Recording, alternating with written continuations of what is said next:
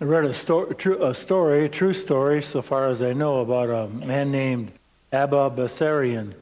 He was an abbot in the monastery back in the days when the desert monks were more flourishing, and it was in Egypt.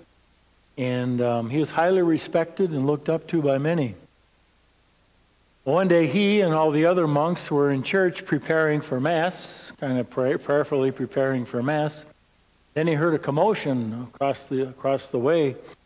And then when he looked up, he found that the priest was singling out a monk and said, "You are a sinner. You must leave." So the monk got up and left. And then Abba Bessarion got up and said, "Oh, I too am a sinner." And he walked out. Now, what I wished the story would have gone on to say is that one by one, each of the other monks thought about it, and they got up and walked out too. Would you? I'm out the door. Well, they didn't. And I was thinking, well, what might they be thinking? Now, this isn't in the story, but it's like if I was sitting there as one of those monks, what might they be thinking? Well, they might be thinking, that guy's giving us a bad reputation, so we really don't want him around. Have you ever been guilty by association? I have, and I don't like it. So that could be, it's good. We got rid of him, now we're going to be okay. They might have thought that. Or also, they might have been kind of looking down and trying to be inconspicuous because they recognized that they too were sinners and didn't want the priest to recognize them, and so they'd kind of look around because otherwise they'd be kicked out. Those are two things they could have been thinking, and maybe more.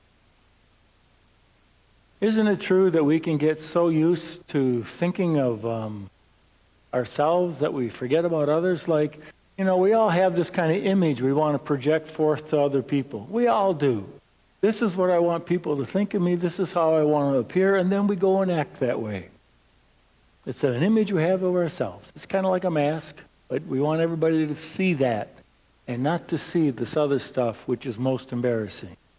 But we want them to see that, and we get so locked into that that we forget about the totality of who we are. Or, anybody in here ever compare yourself to somebody else? Let's be honest. We do it all the time. All the time. In little things as well as in big things. You might say, well, she is not dressed well today. I would never wear that purse with those shoes. I just wouldn't do that. I don't know, do women do that? I kind of made that up. Do women do that? Or a guy could say, well, at least I'm more handsome than that one. At least I'm not bald. And much worse things. And we try to see how it is that we're better than somebody else. And one of the ways of doing that is to, when someone might criticize us, we deflect it off to somebody else.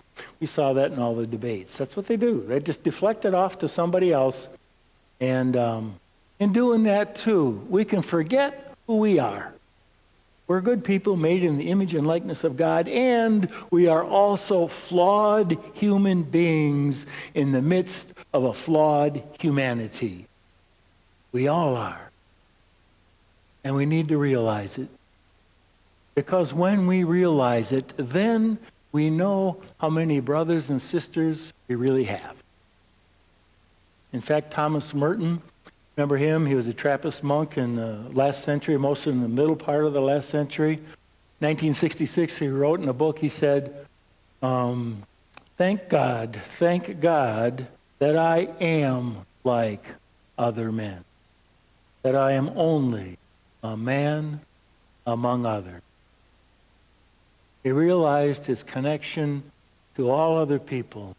We're all flawed human being. And if we can recognize this, then we can make room for God. Because as we saw in that parable in the gospel, the Pharisee didn't have any room for God. Did you hear how Jesus described his prayer? So the Pharisee prayed to himself. He's full of himself. Never mind. He's full of himself. So he says, thank God that I am not like the other, that I am not a cheater or an adulteress. And I fast twice a week. I tithe on everything. Aren't I great? Well, where's room for God in that? This man asks for nothing from God. He gets nothing. You can't fill a full container. It's already there. He's full of himself and not full of God. And when we do that ourselves, we not only distance ourselves from God, we distance ourselves from other people. You ever been around somebody who all they do is talk about themselves? Not very attractive, is it? Or maybe we've done it ourselves from time to time. So we need to have kind of like an emptiness for God and realizing, I've got my faults, just like everybody else does. There's a little story I read, true also, about in Vienna, Austria, where there's a church where the former ruling family, the Habsburgs, are buried. When royal funerals used to arrive at the church, the mourners knocked at the door for the church to be allowed, of the church to be allowed in. A priest would ask, "Who is it that desires admission here?" A guard would call out, "His Apostolic Majesty, the Emperor." The priest says, "I don't know him." So the second time they would knock. And again the priest asks who was there. The funeral guard outside would announce, "Okay, the highest emperor." And the priest would say, "Well, I don't know him either." And the third time they would knock the door and the priest would ask, "Who is it?" The third time the answer would be, "A poor sinner, your brother." And then he'd let him in. That is who we are, is it not?